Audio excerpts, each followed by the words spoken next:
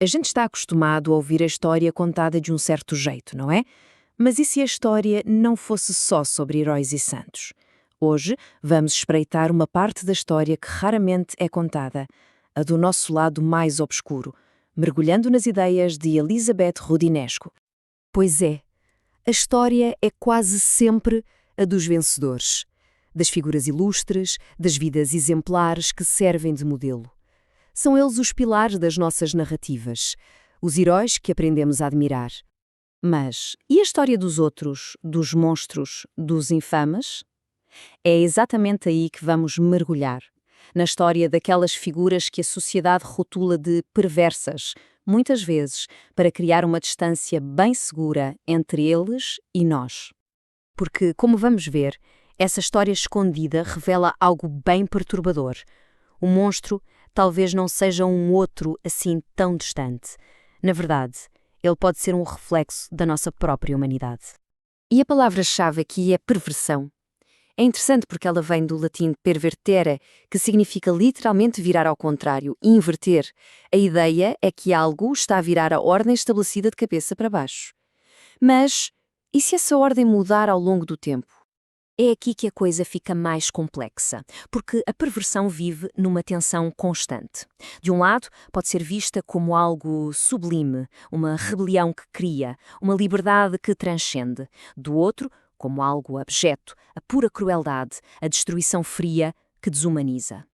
Bom, então a nossa viagem começa lá atrás, na Idade Média. E aqui a ordem era divina. Esqueçam a psicologia por um momento. A perversão era uma questão de teologia, uma luta entre o pecado e a santidade. Nesse universo, tudo, absolutamente tudo, pertencia a Deus. Então, sair da linha, desafiar a ordem do corpo ou da alma, não era só um deslize, era um ato de rebelião, era basicamente um pacto com o diabo. E é aqui que encontramos um paradoxo impressionante. Para alcançar a santidade, alguns santos abraçavam o que havia de mais abjeto. Atos de extrema auto-humilhação, como beber o pus de doentes, eram vistos como uma forma de aniquilar o orgulho e a carne. Eu sei, hoje em dia isso soa completamente bizarro, mas o ponto-chave é este. Aquilo que hoje a gente veria como uma perversão autodestrutiva era para eles um caminho para o sublime, uma forma de se identificar com o sofrimento de Cristo. Ok, então, se essa era a face, digamos, sublime da coisa, qual era a face abjeta? Bom, para isso, temos de olhar para o outro lado da moeda, personificado por um dos criminosos mais notórios da história. Este é Gilles de Reis. Em 1429, ele é um herói de guerra, a lutar ao lado de Joana d'Arc, o auge da glória. Mas reparem na cronologia. Algo muda. E entre 1432 e 1440, ele mergulha num pesadelo de crueldade, assassinando centenas de crianças, não por poder ou dinheiro, mas por puro deleite. E aqui está o grande paradoxo daquela época. Joana d'Arc, a santa, é julgada como perversa, como herege e queimada na fogueira. Gilles de Reis, o monstro, através da confissão, transforma os seus crimes numa espécie de oferenda a Deus e recebe um fim de santo. O bem é punido como mal, e o mal absoluto encontra um caminho para a redenção. Agora, vamos avançar no tempo. Com o iluminismo, as regras do jogo mudam drasticamente. A autoridade de Deus é questionada e uma nova força entra em cena, a natureza. É hora de entrar no universo do Marquês de Sade. A grande promessa do iluminismo era que a razão nos libertaria da fé. Ótimo. Só que, ao tirar Deus da equação e colocar a natureza no seu lugar, surge uma pergunta muito incómoda. Se nós somos parte da natureza, o que fazemos com os nossos impulsos mais sombrios? E ninguém, mas ninguém mesmo, levou essa ideia tão longe quanto o Marquês de Sade. Para ele a lógica era simples e aterradora. A natureza é violenta, é cruel, é amoral. Portanto, para sermos verdadeiramente livres, a nossa única obrigação é imitar a sua crueldade. E Sade não se limitou a quebrar leis. Não.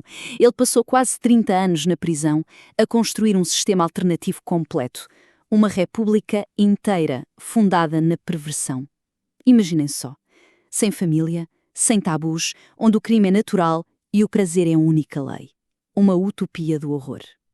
E olhem só para estas leis, todos como propriedade comum, crianças do Estado, sodomia obrigatória. Mas aqui está o paradoxo do sistema de Sade. Ao tornar a perversão a norma, ele elimina a própria ideia de transgressão. Se tudo é permitido, nada é verdadeiramente subversivo. Mas o maior paradoxo de todos talvez seja a divisão entre o escritor e o homem. Na sua imaginação, Sade era um monstro absoluto, mas na vida real ele opunha-se à pena de morte, ficou horrorizado com a violência da revolução. O grande teórico da crueldade não suportava vê-la em prática. Então, como é que a sociedade lidou com ele? Ele não era um criminoso segundo as novas leis, nem era considerado clinicamente louco. Por isso, foi preciso inventar uma nova categoria só para ele: demência libertina. A loucura dele não era estar alienado da realidade, mas sim o seu desejo consistente de perverter a realidade. Certo. Percorremos um longo caminho, do pecador da Idade Média ao louco do Iluminismo. Então, o que é que esta evolução toda nos revela sobre o papel que o perverso desempenha na sociedade? Vimos como a cara do perverso foi mudando.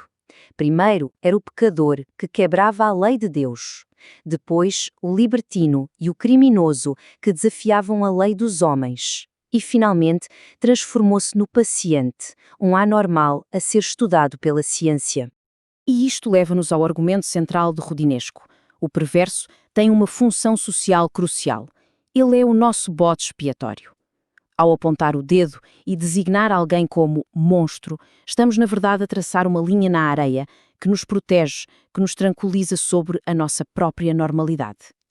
É por isso que as suas histórias, de Gilles de Rais a Sade, continuam a exercer um fascínio tão poderoso e perturbador. Eles carregam o peso daquelas tendências que nós não ousamos confessar, que também existem dentro de nós. No fim de contas, a história do perverso nunca é sobre eles, é sempre sobre nós, sobre as fronteiras que traçamos e os espelhos que temos medo de encarar. E isso deixa-nos com uma pergunta final: o que é que a nossa era designa como perverso e o que é que isso diz sobre nós mesmos?